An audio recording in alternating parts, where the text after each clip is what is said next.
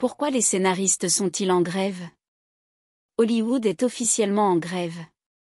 Le 2 mai 2023, la Writers Guild of America, WGA, une alliance de 2 syndicats représentant plus de 11 000 scénaristes de cinéma, de télévision, d'actualité, de radio et d'Internet, s'est mise en grève, réclamant des salaires plus élevés et une structure salariale stable, ainsi que des accords et des contrats plus équitables et des dispositions relatives à l'intelligence artificielle.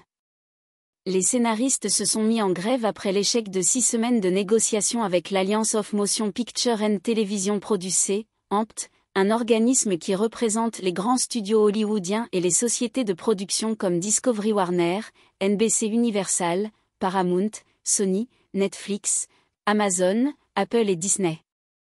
L'une des principales revendications de la grève est l'augmentation des rémunérations. Selon un récent rapport de la WGA, la rémunération hebdomadaire médiane des scénaristes et des producteurs a diminué de 23% au cours de la dernière décennie, en tenant compte de l'inflation.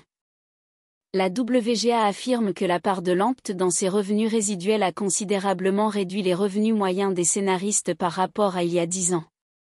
Les scénaristes souhaitent également que l'intelligence artificielle telle que ChatGPT ne soit utilisée que comme un outil pouvant aider à la recherche ou faciliter les idées de scénarios, et non comme un outil destiné à les remplacer. Les scénaristes se battent également pour obtenir des rémunérations résiduelles plus élevées. Selon la WGA, la moitié des scénaristes travaillent aujourd'hui dans le secteur de la diffusion en continu, qui verse moins de rémunérations résiduelles pour les émissions nouvelles et préexistantes.